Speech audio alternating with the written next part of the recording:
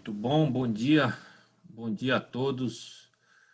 A gente está começando aqui mais uma live aí semanal que a gente está produzindo e pensando e compartilhando e trazendo amigos para falar. A gente tem aí uma oportunidade de conversar com especialistas, com os nossos clientes, nossos parceiros e mais do que tudo colaborar para o debate no tempo obscuro que a gente vive, num tempo delicado, mas com alto astral, com muita boa energia, né, para pensar futuro, pensar coisas boas. E para isso a gente traz alguém que é do meu relacionamento pessoal, meu amigo, Rodrigo Vieira, que é um cara também muito alto astral, muito positivo, sempre nos ajudando com ideias, clientes, propostas, e ele tem aí uma longa carreira de assessoria jurídica a empresas, a pessoas físicas e jurídicas, muito ligado atualmente já há algum tempo, mas nesse momento agora com mais ênfase ainda, a questão da tecnologia, né? Ele tem essa formação de um advogado especialista em direito societário, em M&A, em tudo que é geração de negócios, né? E no campo da tecnologia, isso é muito importante, no campo da tecnologia isso é muito valorizado, e a gente tem conversado muito como lidar com o investimento, como lidar com as ideias de investimento, ainda no efeito da pandemia, ainda sob o efeito da pandemia, mas olhando para frente e verificando o que é possível ser feito. Então, a ideia de trazer o Rodrigo para esse debate é acentuar nossa colaboração profissional e bater papo mesmo, conversar sobre aspectos societários, aspectos de mercado financeiro de capitais e aspectos tributários daquilo que a gente entende que seja um momento de oportunidades, um momento de reflexão sobre o que a gente pode fazer neste campo do direito. Então, eu queria apresentar o Rodrigo e, claro, dar a palavra para que ele nos traga aí todas as ideias dele e a gente vá batendo uma bola, discutindo, conversando, como isso pode acelerar nossa cabeça, acelerar nosso coração para ver coisas boas no dia de hoje. Rodrigo, é com você, vamos lá, vamos bater um papo, você é muito bem-vindo e vamos em frente. Muito obrigado, Zuvete, aí por convidar para a gente bater essa bola aqui, né? E toda a parceria que a gente já vai tendo aí nos últimos anos, em alguns trabalhos em conjunto, tudo, você sempre atuando, complementando a nossa atuação na área tributária aí de uma forma muito eficiente que vem fazendo que essa parceria seja tão boa, né? Vou falar um pouquinho do mundo que eu estou vivendo, né? Para que as pessoas que estão ouvindo aí e conheçam, depois de muitos anos dedicando quase que exclusivamente a parte de mercado de capitais, regulamentação bancária, operações de investimento no Brasil e cross-border, oferta de ações, financiamento de projetos e tal. Lá para final de 2015, início de 2016, quer dizer, quando a gente ainda estava numa crise, já estava, né, numa crise forte e tudo, eu comecei a olhar um pouco de oportunidades, de diversificar a área de atuação com alguma coisa que eu achasse que tivesse um pouco de futuro, um pouco de oportunidades, e decidi olhar muito, muito, muito para o mundo das startups, para o mundo do investimento em startups, seja por pessoas físicas, seja por pessoas jurídicas, seja por fundos de investimento, empresas interessadas em inovação aberta, porque na prática simplesmente a gente via que essas empresas estavam crescendo muito rápido, modificando muito rápido a forma como se faz negócios, novas soluções de produtos e serviços, preocupação grande com a experiência do usuário. E eu ficava pensando, poxa, como é que o advogado empresarial tem que se posicionar, né, nesse contexto, e como é que você cria valor com esse novo tipo de cliente e tal. Então, eu fiz uma iniciativa de começar a frequentar blogs de empreendedorismo do Vale do Silício e perguntar para os empreendedores como eles escolhiam advogados para auxiliar as suas startups, quais eram os tipos de funções que eles viam, como é que criava relacionamento e gerava valor e confiança nesse relacionamento. Depois eu fui lá visitar algumas startups e algumas aceleradoras que tinham parcerias com escritórios de advocacia para poder dar assessoria jurídica para as startups. Fui visitar também os escritórios grandes que atendiam as empresas de tecnologia, tanto no início e depois que elas tinham crescido, quer dizer, quem tinha conseguido criar um relacionamento sólido com esse mundo da tecnologia, muito foco nos aspectos culturais e tudo, e via que esse mercado, enquanto nos outros todo mundo estava falando da crise, todo mundo estava falando, esse mercado tem aí uma esperança e uma expectativa e tudo de trazer soluções em épocas de crise. Então, quanto mais aprofunda a crise, eu acho que mais chance tem de empreendedorismo florescer, as pessoas tentarem ir por um caminho diferente, já que está todo mundo correndo risco mesmo nas posições, então por que não correr um risco fazendo o seu projeto? E aí, então, assim, não me assusta muito essa crise, em princípio, nesse mundo. Eu acho que alternativas boas vão surgir, de empresas que vão ter oportunidade de crescer, vão ter empresas que vão sofrer, mas, de forma geral, o mundo do empreendedorismo, ele inclusive cresce em momentos onde você tem crises conjunturais mais fortes, pode ser que isso seja mais devagar, com menos disponibilidade de recursos. E o que eu aprendi é que quanto mais a gente entende do mundo das startups, quanto mais a gente trabalha para elas e quanto mais a gente absorve a cultura delas, mais apto a gente fica para trabalhar para os investidores de startups.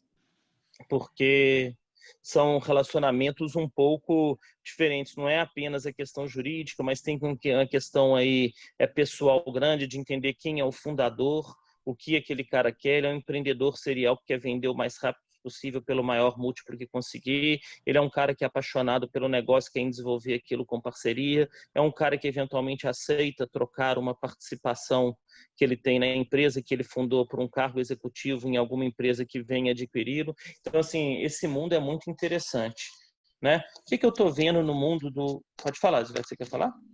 Eu estava justamente com essa ideia do empreendedorismo, eu estava vendo algumas questões que têm surgido aí em plena pandemia. Então, tem um respirador desenvolvido por alunos da USP de São Carlos, da engenharia, que está sendo já utilizado por alguns hospitais e está tentando homologação, mas já está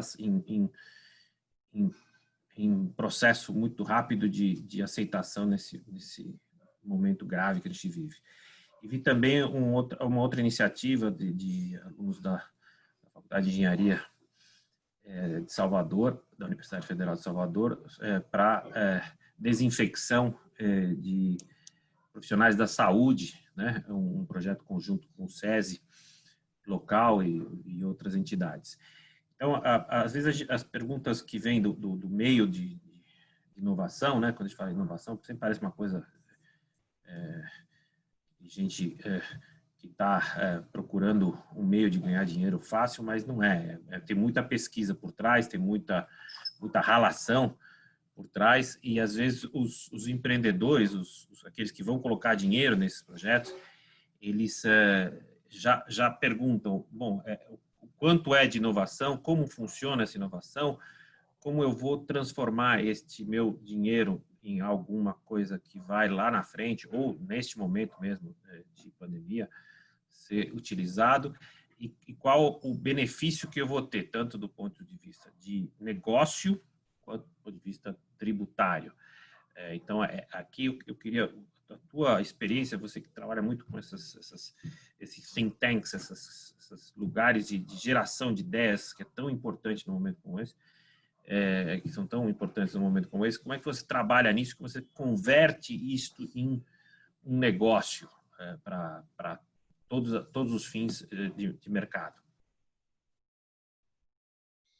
Eu acho o seguinte, esses exemplos que você citou, que são casos específicos que florescem durante a pandemia, por exemplo, a fabricação de respiradores ou métodos de desinfecção e tudo, num primeiro momento, ele atrai um dinheiro que está mais preocupado em atacar o problema da pandemia, minimizar e dar uma solução de curtíssimo prazo, porque não existe nenhum modelo de negócios pronto para saber que tipo de retorno esperar do investimento desse.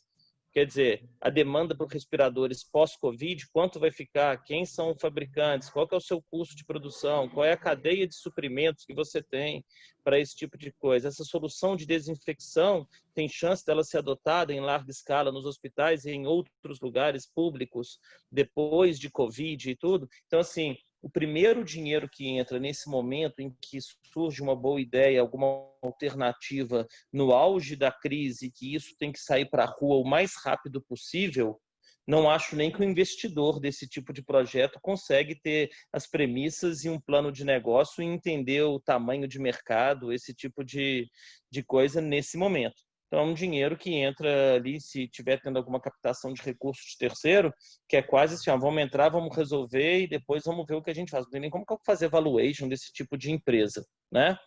Eu estava falando um pouco mais, assim, pensando na minha cabeça, por exemplo, com todas as alternativas que são para trabalho remoto, né? O que isso causa? Qualquer tipo de plataforma que você tenha que facilite a interação num determinado contexto, então seja de gestão de projetos, né? Sejam as plataformas de comunicação, seja as plataformas para troca de apresentação que permitem fazer alguma determinada apresentação e edição em conjunto, todo esse tipo de coisa agora tudo que tem no contexto de telemedicina, tudo que você pode oferecer de gestão financeira para profissionais liberais através de software as a service, onde o cara consegue acessar remoto, tudo aquilo que facilita interação remota com clientes através de chatbots ou através de outros canais, aí eventualmente utilizando inteligência artificial para resolver problemas de consumidores online, né? Tudo que tem a ver com e-commerce, com digitalização, por exemplo, de estoque para poder subir numa loja online, né, que é pegar os dados daquela SKU e conseguir colocar para vender, que é a integração com empresas de logística, né? Tem 1 milhão de coisas aí agora que, nesse contexto, me parece que se torna relevante durante a pandemia e que no mundo pós-pandemia vai ter uma importância não maior, porque eu acho que chegaria nesse ponto de qualquer jeito, mas esse processo foi acelerado e essas soluções online nos diversos contextos, elas vão estar cada vez... quer dizer, o processo de transformação digital foi antecipado. Então, você pega uma empresa que olhava para isso com menos importância, uma empresa já grande e já estabelecida, né? Ela vai acelerar o processo de transformação digital dela. Criar uma cultura de transformação digital, criar uma cultura de metodologia ágil, de produção rápida, de testar e errar. Quando o time está todo separado, né, talvez seja um pouco complicado. Então, eu vejo uma tendência de grandes empresas se aproximarem das startups para poder acelerar as questões de transformação digital, já aproveitar. E pode ter startups que ainda não estejam consolidadas que vão precisar desses recursos.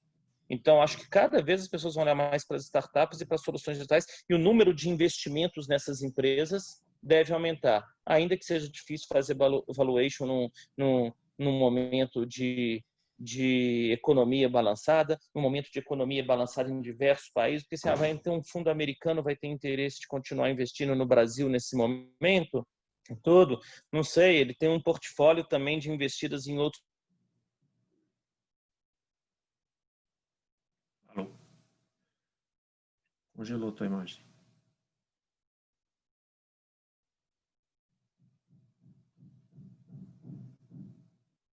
que existe uma tendência de valorização dessas empresas, das suas soluções digitais, das suas metodologias ágeis, isso existe, entendeu? Entendi. Agora, na ideia de investimento, né? Porque essa é uma demanda que me fizeram recentemente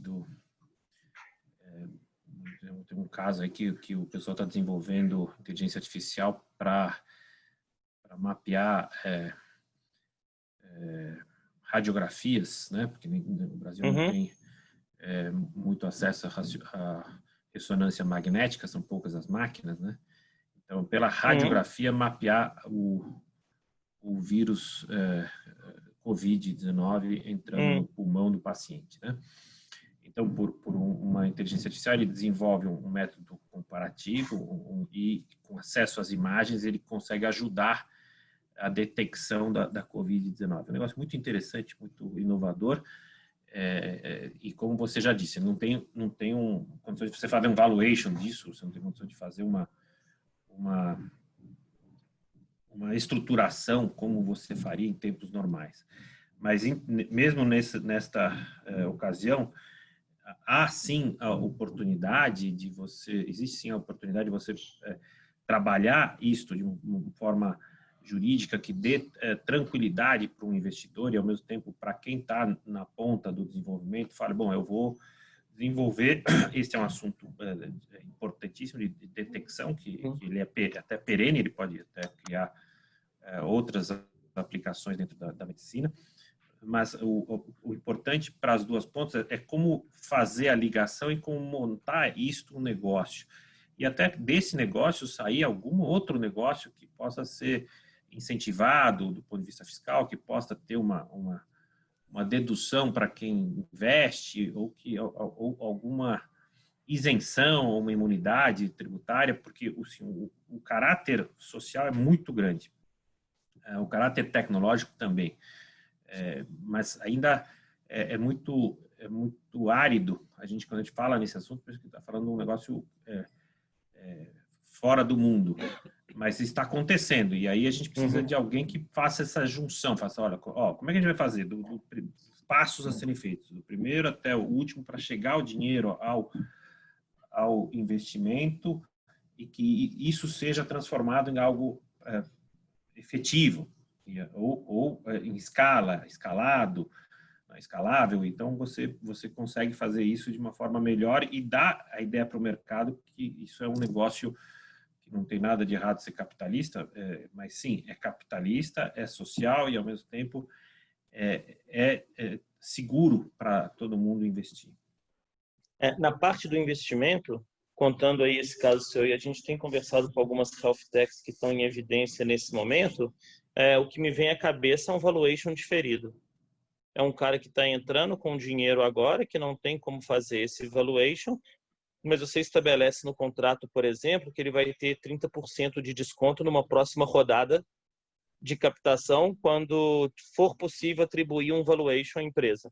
Então, suponha, você entra agora, você coloca lá R$500 mil, você não sabe exatamente a que participação você vai ter direito, você pode estabelecer, isso eu vou ter no mínimo 5%, vou ter no mínimo 10%, mas também a gente pode ter um componente que seja, na sua próxima rodada de captação, sei lá, acima de 500 mil, que é o valor que eu estou colocando agora, vai ficar definido qual é o valuation da companhia. Então, se alguém te oferecer, eu estou te oferecendo agora 500 mil por 10% da empresa, vamos supor, em tese, se lá na frente chegar alguém e te oferecer 500 mil e negociar que isso vale 3%, significa que a empresa está num valuation maior. Eu pego esse valuation e atribuo a ele um desconto ainda de 20%, de 30%, porque eu estou correndo risco com você desde o momento zero. Então, a gente deixa para definir o valuation numa rodada de captação futura. Se essa rodada nunca ocorrer, você vai ter um valor mínimo ali. Então, assim, eu acho que para esses projetos, você tem que fazer um investimento, definir valuation logo no momento zero, é bom evitar definir o valuation no momento zero e colocar algum mecanismo que são comuns em investimentos startups de valuation diferido. Então, o ponto zero seria eu pegar a empresa, né, ou detentor dessa ideia, né? Seja Isso. esse rapaz que está investindo em inteligência artificial, colocá-lo em contato com um investidor e montar uma estrutura societária mínima que pudesse capturar dinheiro rápido e esse dinheiro ter até uma expectativa de gozar de benefício fiscal. Quer dizer, o benefício fiscal acho que é mais a sua parte aí tudo. Não sei quanto tempo demoraria um projeto legislativo e todas essas coisas para dar nesse caso específico. Mas para receber o dinheiro do investidor para tocar o projeto agora, você pode ir desde com um mútuo conversível com esse critério de valuation lá para ser utilizado no momento da conversão do mútuo de acordo com o valuation atribuído numa próxima rodada. Você pode entrar agora com esse dinheiro ser uma opção de compra e depois você define qual que vai ser o valuation no exercício da opção de compra lá na frente. Societariamente, você tem como fazer isso de diversas formas. Você fazer chegar um dinheiro na empresa agora e deixar para saber qual é o volume da participação que você vai ter lá na frente no momento de um exercício de opção ou de uma conversão de um mútuo. Agora, obviamente que o benefício fiscal que foi negociado nesse contexto influencia muito fortemente o plano de negócios da empresa, né? E vai ser um componente importante para esse valuation lá na frente. Porque do ponto de vista fiscal, a gente tem pensado muito nesse momento, né? E tem sido objeto de debate, a ideia do que é dedutível, vamos olhar para fins de imposto de renda, e se é ou não dedutível, que é uma questão que a gente deixa um pouquinho para frente, uma questão que depende de uma avaliação da despesa que alguma empresa utiliza para este investimento. Por outro lado, que está sendo levado em consideração, que acho que é mais no sentido que você vem trazendo para a gente, é do investimento ser ligado à função social da empresa. Então, essas corporações que estão colocando dinheiro para construir hospital de campanha, para colocar respiradores nesses hospitais, para equipar esses hospitais, para justamente trazer esse benefício para a saúde pública, né? Ou até privada, mas com finalidade pública, que você possa considerar esse dinheiro alheio à tributação. Então, olha, o dinheiro que eu for colocar na empresa, né? Esse é um ponto que está em discussão. O dinheiro que eu for colocar na empresa é um dinheiro não tributável. E, claro, isso impacta o modelo de negócio, porque, assim, eu vou dizer o seguinte, se eu coloco esse investimento entra num negócio já voltado para a criação ou incremento do negócio tecnológico, se esse negócio, como entra como investimento, já está fora da tributação e lá na frente, quando tiver um ganho de escala ou quando isso for, de alguma forma, transformado num negócio, aí sim você tem uma tributação, mas neste momento você coloca um dinheiro bom, um dinheiro fácil e que garante tanto o investidor quanto o negócio investido. Eu entendi. Eu só acho que, Zivete, é um pouquinho, assim, a gente está falando um pouco de exemplos um pouco diferentes. Por exemplo, um hospital de campanha, na minha cabeça de cara, vem a questão da doação, e não sei se isso tem vida depois de Covid. Entendeu? Eu estou falando um pouquinho aqui do apetite dos investidores para as startups e outros negócios que podem ter oportunidade no momento que Covid e podem crescer e seguir a sua vida depois, entendeu? Que tem a chance de acelerar seu crescimento. Isso, esse é o ponto. Essa é a polêmica. Então, quando eu coloco o dinheiro num hospital de campanha, então é uma doação, né? Então aí entra a questão da doação, eu dou para o Estado, então a doação é incentivada, mas quando eu coloco dinheiro, por isso que eu fiz essa colocação, quando eu coloco dinheiro num negócio como uma startup, ele já não é visto como uma atividade social. Ele é visto como uma atividade empreendedora, uma atividade capital. E aí ela já não tem o mesmo tratamento de uma doação para um hospital de campanha. Sendo que, como você bem disse, o hospital de campanha acabou a crise mais aguda da doença, ele é desmontado, enquanto este negócio de tecnologia, ele se pereniza, ele fica mais potencializado ainda graças a esse investimento inicial e até em etapas que é feito na tecnologia. Então, o que está se discutindo é, será que eu não posso tratar da mesma forma esse dinheiro, mesmo lá na frente eu considerar que houve uma função social desenvolvida e, consequentemente, a gente teve mais condições de trazer isso para a nossa realidade societária e de investimento e, ao mesmo tempo, crescer com a tecnologia, porque daí vai sair um negócio ou vão sair outros negócios, né? Eu acho que aí você pode começar a falar desde incentivo, criar uma definição mais clara do que seja investimento de impacto. Acho que o mundo todo vai olhar para isso com mais cuidado depois de Covid. A gente já tinha os fundos de impacto trabalhando no país, e eles hoje trabalham com volumes relevantes de recursos aportados em investimentos que, além de medir o lucro, medem o retorno social, né? Existem diversas metodologias para isso, sistema B e tudo. Talvez possa levar uma discussão de benefício fiscal para investimento de impacto num contexto depois de pós-Covid, como a tributação diferenciada, não sei. Difícil o governo pensar em renúncia fiscal nesse momento em que está gastando todo e jogando os planejamentos fiscais, os limites de gastos para as cucuias, né? Mas, eventualmente, é uma coisa que pode se discutir para setores específicos. Essas startups, geralmente, elas utilizam do simples até o limite, né?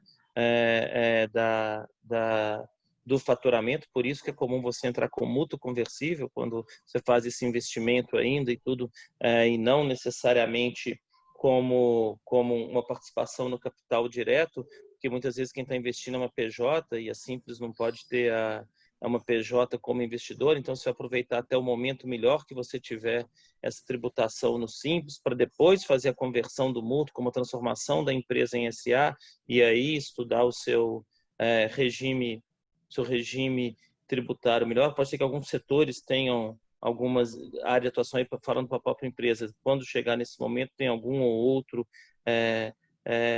incentivo fiscal, mas o que eu acho, sinceramente, é que contar com renúncia fiscal do governo nesses negócios que tendem a se perenizar depois deve ser uma discussão difícil de ter agora, né? Pela própria situação da crise econômica, pela situação da crise política que a gente tem e tudo. Você acha que dá para contar com isso? Então, a gente teve acesso a um estudo feito pelo INSPER, né? Que identificou, fez um estudo em 43 países e identificou por volta de 170 medidas tributárias, né? Então, a ideia desse estudo foi justamente trazer para o nosso ambiente o que está sendo feito lá fora, em outros países, durante a pandemia, e separando por categorias, né, desde devolução de tributos, diferimento, né, ou postergação de pagamento de tributos, a redução de carga tributária, a redução de encargos como moratórios, como multa e juros, e também programas de incentivo como dedução e redução de impostos em determinadas atividades. Então, veja, essas medidas, né, estão, por enquanto, mapeadas aí nesse estudo do INSPER, e é dinâmico, porque isso vai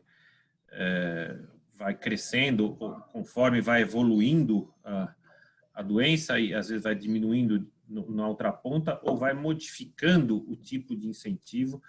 E eu acredito que esse tipo de incentivo vai modificar nesse sentido que a gente está lidando, porque a pandemia não é que ela vai acabar no mês que vem. Então, assim, eu acredito que as empresas que estão investindo em tecnologia, elas podem pensar que este investimento, se for relacionado à saúde pública, desta pandemia, ou de outras pandemias, ou de outras atividades com cunho tecnológico e ligada à saúde pública, né, as health techs, né, como vocês chamam, né, Uhum. elas poderiam contar com um posicionamento, mesmo que, como você disse, os governos estejam abalados na receita em função do próprio problema social e econômico, mas eles vislumbrem atender um tipo de investimento que é para a atuação nesse setor e é para o desenvolvimento de caminhos tecnológicos que possam melhorar a saúde pública. Então, o que me parece pertinente é saber, bom, se eu for fazer um plano de negócio, eu posso pleitear determinadas situações, você mesmo falou, olha, eu posso planejar com simples, depois eu posso planejar com lucro presumido, eu posso planejar já depois de uma fase já investida com lucro real, como é que eu posso desenhar esse tipo de negócio já olhando um horizonte maior do que um mês, 2 meses, mas um horizonte já de desenvolvimento disso, para anos de investimento em tecnologia no lado da saúde, do healthcare tech, né? Uhum. Eu vejo alguns outros casos que eu vi de apoio às startups nesse momento, e aí até que meio que independente, mas para assim, com o intuito de salvar o empreendedorismo, por exemplo, você pega Portugal é um país que sempre esteve nos últimos anos apostando muito no mercado de empreendedorismo para dar uma ajuda na economia e conseguiu alguns resultados relevantes. Eles lá têm todos os incentivos para as pessoas irem estudar programação, todo o incentivo à formação de cursos de tecnologia, de design. Tem o Web Summit, que é o maior evento de startups do mundo. Existe toda uma atividade de negócios, de turismo, educacionais hoje, muito grande, por exemplo, na região de Lisboa, em virtude disso. Então, já foram criados fundos governamentais e tudo de co-investimento. Quer dizer, se está difícil agora para você fazer o investimento e saber qual é o valuation, manter a sua intenção de investimento, ou você precisa fazer um investimento adicional numa startup que você tem, porque ela vai precisar de caixa nesse momento de pandemia, de um reforço de caixa, tem hipóteses de co-investimento desse fundo governamental. No sentido de, por exemplo, para cada real que você coloca na empresa, o governo põe outro sem diluição societária. Alguma coisa que é como um royalty. Lá na frente, se um dia tiver lucro, tem um critério de pagamento. Entendeu? Assim, um recurso que tem direito a um royalty para o governo se a startup vier a dar lucro. Mas, em princípio, ela permite colocar dinheiro sem a diluição da participação do fundador e dos outros investidores. Então, tem algumas iniciativas discutidas lá, inclusive já implementadas. Eu li também que Portugal, que a Inglaterra está fazendo os bailout funds, né? Que são aqueles de recursos emergenciais para startup para poder manter o setor de empreendedorismo. Isso talvez consiga ser um pouco mais urgente. Eu acho que no Brasil já tem algumas iniciativas privadas acontecendo, de empresários aí criando um fundo, se não me engano, de 20 milhões de reais, tudo para poder fazer aportes em pequenos e médios negócios, microempresas, pequenos e médios negócios nesse momento, mas assim, é uma coisa quase que meio de socorro a essas empresas. Agora, acho que já deve ter discussão no contexto de BNDES, FINEP a esse respeito e tudo, porque é um setor que precisa ser olhado com bastante cuidado, né? Assim, é um setor que ele tem sido importante na economia, o nosso ecossistema tem crescido de investimentos, os números de investimentos alocados nessas empresas, as formas de investimento têm sido, e algumas podem sofrer agora e vai precisar de ter recurso para isso. O que puderem fazer também de uma forma ágil, que esse mundo requer, que todo mundo está precisando de dinheiro rápido, né? Mas que dê alguma segurança a respeito do tratamento fiscal, por exemplo, olha só as coisas que a gente enfrenta no nosso dia a dia, né? Que é a questão da tributação do ágio ilimitada. Às vezes dificulta muito um aporte de recurso numa startup, porque o cara quer colocar dinheiro no capital social diretamente, só que imagina que se eu e você tenhamos fundado uma startup com capital inicial de 100 mil reais, eu coloquei 50, você colocou 50 mil e cada um tem 50% do negócio. Aí o cara quer colocar dinheiro agora, eu vou colocar 500 mil por 10% do negócio. Se a empresa é limitada, isso vai ter um ágio, não é isso? Que vai ser tributado. Então, você teria que converter essa empresa em SA para receber esse investimento sem que ocorra essa tributação, ou você vai ter que fazer um mútuo conversível. No mútuo, vai ter umas situações negociais mais difíceis. Vai colocar taxa de juros? Não vai. E se lá na frente vencer o mútuo, eu não tiver dinheiro para te pagar? Você vai converter? Se eu me comprometo a converter, de início, aquilo não é um mútuo, é um AFAC, né? Então, assim, adiantamento para futuro aumento de capital. Tem tantas questões no nosso dia a dia que elas, assim, que envolvem questões fiscais e que elas tornam mais difícil o investimento nessas empresas, fazer o dinheiro chegar na ponta, que se essas questões já fossem agora tratadas e eliminadas num cenário de curto, já destravava um volume grande, uma segurança jurídica para esses investimentos. Então, esse é o ponto, né, que quando eu estava lendo esse estudo, me chamou a atenção, novamente falando do estudo do INSPER, né, a devolução do dinheiro, né, porque você fala, às vezes você não consegue ter uma ideia de o Estado já colocar dinheiro nesse negócio, mas talvez lá na frente você devolver, como a questão do ágio, né, como você tornar o ágio dedutível, né? Você permitir que o ágio seja de alguma forma restituído ao investidor ou que não fosse tributado e que você criasse um ambiente de negócio favorável a estas questões de investimentos no campo da saúde, né? Porque você simplesmente fala, olha, os investimentos não vão ser dedutíveis, é uma coisa muito pragmática, está na lei, é muito restritiva a lei em termos de dedução. Também tem um posicionamento aí do jurisprudencial sobre o que é o que não é dedutível em termos de ágio, e que gera toda uma necessidade de você reestruturar ou estruturar de uma forma diferente o negócio, afastando o investidor. Então, você teria que ter um tratamento melhor por parte do fisco para que essas iniciativas fossem entendidas como benéficas ao mercado e, ao mesmo tempo, atraentes para o investidor e para o investido.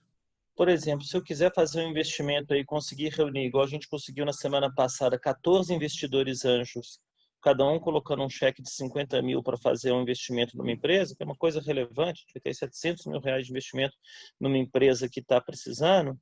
Para ter 14 sócios, a gente queria muito que ela fosse uma SA e que esses investidores tivessem ações preferenciais com alguns direitos de voto e que os fundadores ficassem com ações ordinárias. Mas se eu mudar essa empresa para SA agora, para ter essa governança que eu quero, ela perde o simples. Então, esse é o... Entendeu? Assim, você já tem tantas coisas simples que seriam fáceis de fazer de imediato, sabe? Em princípio, qual que é o problema do SA estar no simples?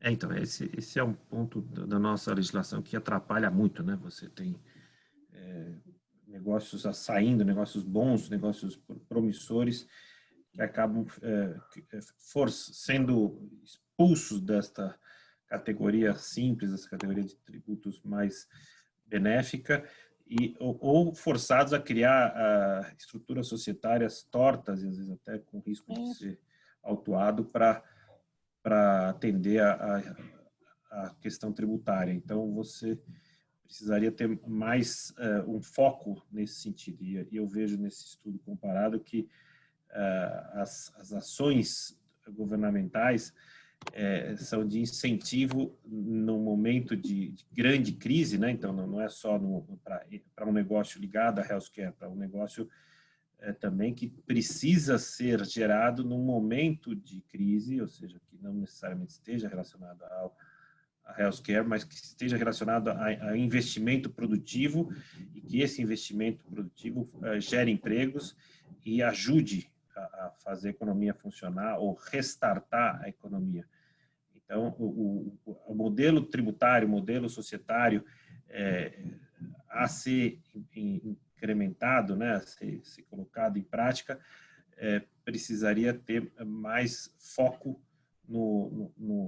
capital investidor e não ser refratário ao que está se buscando, que é um benefício fiscal. Então, eu acho que o benefício fiscal ele precisa existir no momento de crise e não fora do momento de crise. No momento de crise que ele precisa estar mais presente. Eu concordo com você. E assim, e só que eu já falei algumas medidas do ágio, da limitado, da SA poder estar no simples, esse tipo de coisa, né? De colocar essas missões são muito mais fáceis do que fazer um marco legal das startups. Tem discussão há um monte de tempo e que acaba criando uma nova categoria. Você já fica com microempresas, você já fica com empresa de pequeno porte, você já fica com agora a definição que vai ter de startups. Na CVM, um limite de faturamento para ser considerado o capital semente, o fundo é empresas que faturam até 16 milhões. Para estar no simples, você tem um outro critério de faturamento. Pessoas acabam complicando ainda mais, fazendo nova lei que, em princípio, vai sair o marco legal. Tudo que você acha que vai simplificar, não, a gente já tem uma base societária boa. O mercado só não é mais dinâmico porque tem algumas questões tributárias que dificultam muito esses aportes de capitais. Então, tem algumas coisas que, na minha cabeça, sabe, Silvete, são fáceis de serem feitas, tem implicações pequenas agora e que destravariam muito o capital, porque, assim, não tenham dúvidas, feito o que eu estava falando no início, o empreendedorismo, o incentivo ao empreendedorismo, ao pequeno negócio, seja ele de base digital ou não, agora, fazer recursos chegar nesse tipo de iniciativa vai ser fundamental para a retomada da economia, né? Não Então, tenho esse dúvida. debate tem que ser ampliado.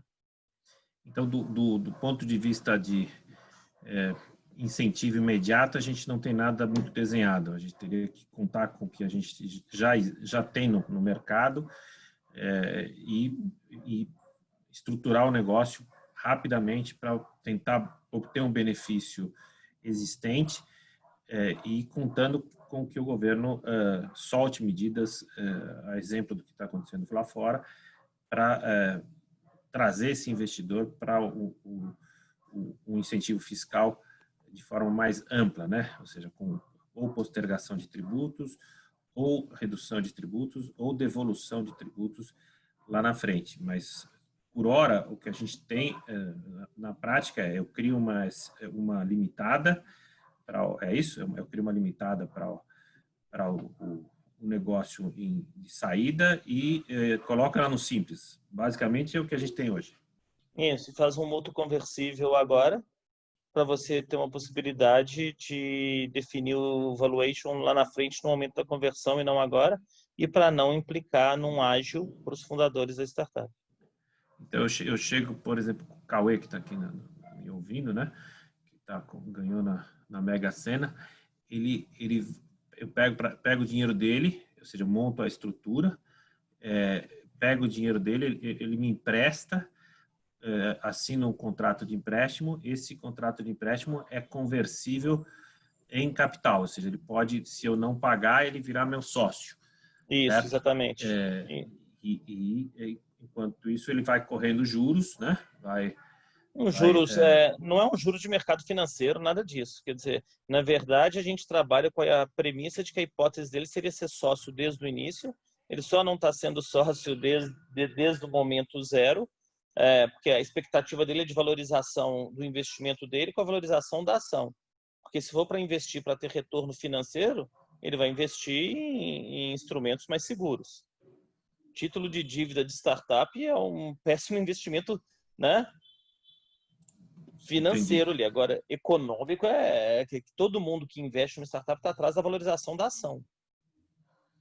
Ele só não está entrando no capital direto no Brasil porque ele não quer correr risco trabalhista desde o primeiro momento. Provavelmente você vai ter que contratar alguns PJs como desenvolvedores aí, porque não vão aceitar trabalhar sobre o regime de CLT. Ele não quer ter esse risco. Você já tinha formado a empresa ali com 10 mil de capital social e o Cauê está colocando mais dinheiro agora, então por uma parcela menor do capital, você teria uma tributação de ágio, você não tem um critério de valuation nesse momento, que esse negócio ainda precisa crescer um pouquinho para você saber quanto vale. Então, no mútuo, você vai colocar uma cláusula de valuation deferred valuation, lá que vai ser definido só no momento mais maduro da empresa, né? Esse é o kit básico. Então, nós temos o kit básico já disponível para investidor nesse momento e é o que a gente já tinha antes da pandemia. A questão é esperar pelo governo neste momento seria apenas para futuro, se a gente faz já a estrutura, né? Então, a gente imagina que, feita a estrutura, lá na frente, se vier o incentivo do governo, que a gente espera que venha, né? Que é um projeto de tecnologia e de incentivo que venha para o setor produtivo, a gente ainda teria a condição de gozar desse benefício. Ou seja, a gente teria, para o investidor, a possibilidade de ele se valer desse incentivo lá na frente, mesmo num outro momento, um momento de realização do investimento. Pode acontecer isso, né? Seria o ideal, né? Ou seja, a gente está pensando no cenário que eu monto o negócio hoje, em plena pandemia, já aproximo os dois, pego um empréstimo, né? E deste empréstimo eu vou colocar isto em jogo, dando ao investidor a possibilidade de ele virar meu sócio e também acenando com a ideia de que pode ser que ele tenha aí um incentivo ao capital que ele colocou no negócio, né? Então, em tecnologia, Mas que eu falo que seria o ideal, mas qual é a base que a gente tem para falar com o investidor e colocar na mesma discussão a respeito de incentivo fiscal? Se não tem nada prometido pelo governo, se não tem, nesse aspecto, se não tem nenhuma sinalização de que isso possa acontecer, né? Eu acho prematuro contar com isso. Eu acho que seria um good to have. Se por acaso acontecesse, para aquele determinado setor, sim. Agora, por exemplo, você quer um outro caso que você sabe como é que são aqueles incentivos mesmos que você tem da lei de informática e da lei da Zona Franca de Manaus, não tem? Já existe essa lei da informática, né? Que já são usados, né? Uhum. Sabe por que aí ano passado teve toda uma discussão e teve as portarias do Ministério do Desenvolvimento, Indústria e Comércio e do Ministério da Ciência e Tecnologia, cada uma num contexto, uma da lei da informática e outra na lei da Zona Franca de Manaus, para a gente poder fazer esse investimento através de FIP. Que você me corrija se eu estiver errado, mas você deve ter muito mais conhecimento disso do que eu. Tinha muita empresa beneficiária de lei de informática e da lei da Zona Franca de Manaus que sofriam glosas nas deduções fiscais que tinham feito, porque depois tinha que verificar o enquadramento daqueles investimentos em inovação, não é isso? De acordo com os critérios que existiam na lei. Então, foi um momento de insegurança muito... Assim, sempre existiu uma insegurança muito grande nesse setor. Uma das iniciativas que a gente discutiu ano passado foi poder fazer esse investimento através de fundo de investimento em participações. Então, aqueles 5% do faturamento lá que você tem que colocar em inovação, simplesmente coloca aquilo num FIP, num fundo de investimento em inovação, que tem a política de investimento de investir em empresas de inovação, mas a responsabilidade ali é do gestor.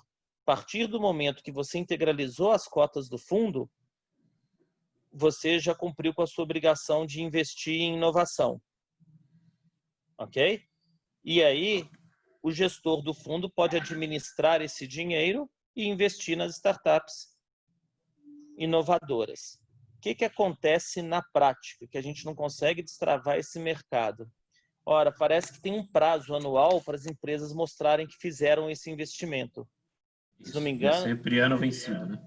É ano vencido. Então, ela tem que pegar o balanço dela do ano que passou, não é isso? A demonstração financeira. Ver quanto que foi o faturamento. Se não me engano, até o final de março, ela tem que ter aplicado 5% em inovação. Isso. Só que você não pega assim esse dinheiro e joga num FIP de uma vez. Porque o FIP não tem um deal flow, uma série de empresas para usar aquele dinheiro toda vez. Como é que FIP trabalha? FIP trabalha fazendo o compromisso de investimento, que ele tem o direito de chamar o capital quando o comitê de investimento aprova um aporte numa determinada startup. Então, se você colocar o dinheiro de uma vez toda no FIP e ele não tiver aplicação para aquele dinheiro até o último dia útil do segundo mês contado do recebimento, ele tem que devolver o dinheiro para o cotista, porque ele desenquadra de acordo com a regra da CVM. E se o cotista recebe o dinheiro de volta, não vai ser considerado que ele fez a aplicação em inovação. Então a gente foi conversar com a CVM. CVM, a gente precisa ter uma certa flexibilidade. Para os FIPs incentivados de lei de informática e da lei da Zona Franca de Manaus, a gente tem que ter mais prazo para aplicação dos recursos em startups. Ah, por que vocês precisam? Não, porque a Receita me manda aplicar esse recurso até o último dia, se não me engano, de março. Ah, então vai conversar com a Receita. Entendeu? A gente fica fazendo um come casinha, né? Que vai até E a aí receita, fica parado, e um negócio que podia fazer, se não me engano, ano passado tinha 700 milhões de reais imediatos desses recursos para chegar em FIPs, para que investem em startups. E não chegam por causa de detalhes. Então, que falta esse tipo de articulação. Então, a mensagem que eu queria deixar, Zubete, para quem está ouvindo, é que a gente tem muita coisa fácil para fazer que envolve matéria tributária, que é simples, sem muita ginástica, entendeu? E que já destravaria, sabe por quê? Porque tudo tem um efeito cascata.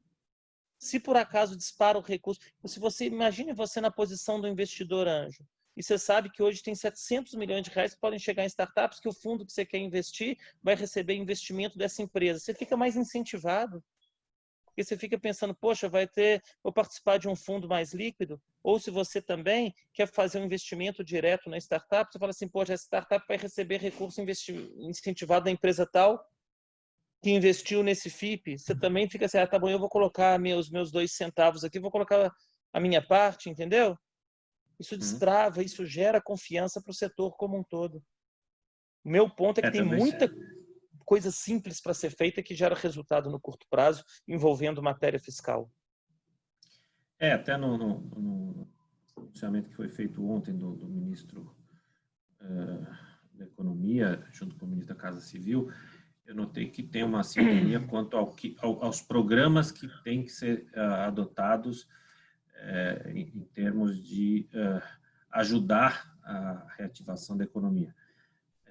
Mas não pode ser um dinheiro solto, porque reconheço que essa lei da informática foi usada como uma lei Rouanet, exatamente. Né, com muita distorção, né? Então aí gera uma desconfiança para uso de investimento bom.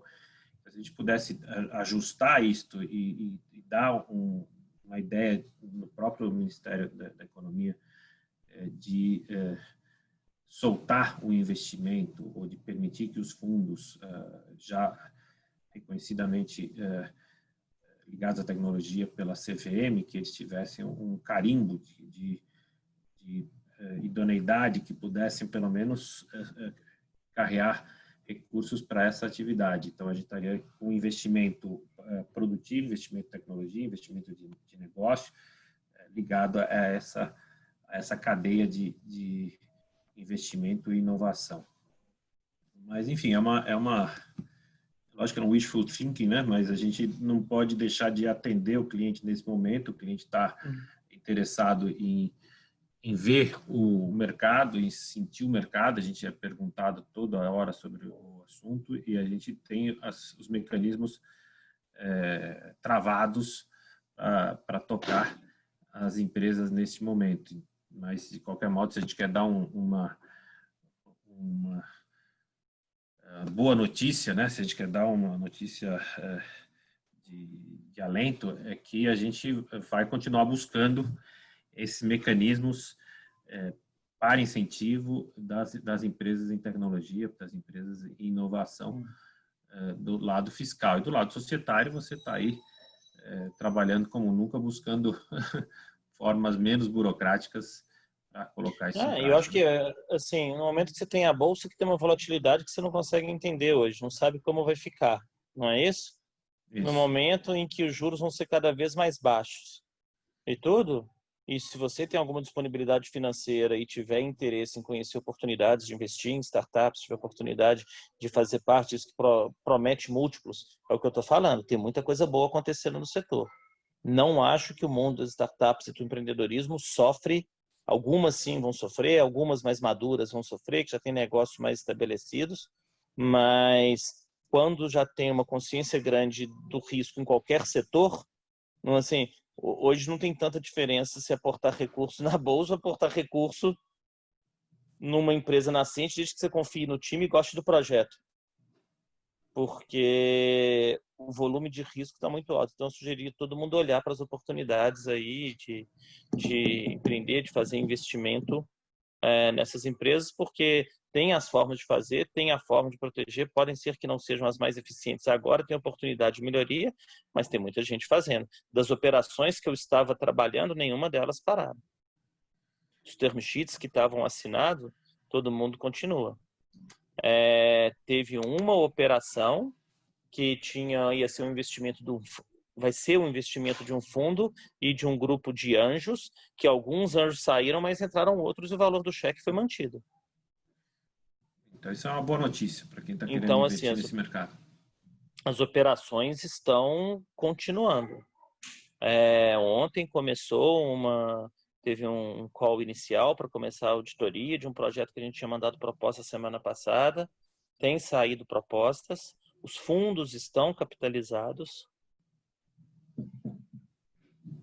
Então Esse mercado eu acho que continua. Pode demorar um pouquinho mais, discutir um pouquinho mais um valuation, ver como é que a crise está afetando seu modelo de negócio nos próximos meses e para o exercício do ano que vem e tudo, mas os negócios continuam acontecendo.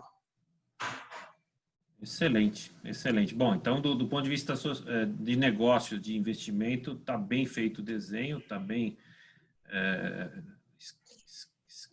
escrevinhado, né, o que a gente tem que fazer, né? Agora, do ponto de vista fiscal, infelizmente não tem nada diferente do que a gente já tem de desenho básico para um negócio de início, e a gente espera que venha alguma coisa melhor nos próximos tempos aí, para que o negócio não seja caro, né? Do ponto de vista fiscal, que infelizmente em algum momento fica caro, e você deixa muito dinheiro de investimento no imposto e acaba dragando recursos que poderiam ser melhor utilizados para a questão aí de tecnologia, ainda mais em tempos de crise. Acho legal. Quer abrir para perguntas, Ivete? Queria abrir para perguntas das pessoas que estão aqui nos ouvindo e se não tiverem perguntas, a gente encerra a live na hora programada aí. Vamos abrir para perguntas aí, se vocês quiserem fazer perguntas, quem estiver aí com a palavra, por favor, que faça aí, a gente está à disposição.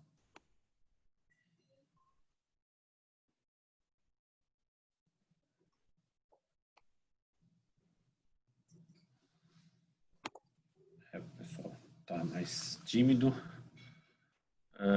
mas de qualquer modo, bom, enfim, eu queria de novo agradecer você, Rodrigo, por estar na nossa live dessa semana, agradecer a todos que estão aqui, todos os amigos e os parceiros, os colegas de escritório, os nossos clientes, os que também estiveram e saíram, para a gente manter esse canal de conversa. Muito legal estar com você, Rodrigo, obrigado por estar nos ensinando muito sobre investimentos, e a gente fica aberto para outras oportunidades, tá bom, querido? Eu que agradeço, Vete. Estamos sempre aí. Daqui a pouco te ligo para a gente falar de uns casinhos novos aí. Tá bom. Beleza. Um abraço. Beleza, gente. Tchau. Uma boa tarde para todos. Bons negócios. Abraço. Abraço. Tchau.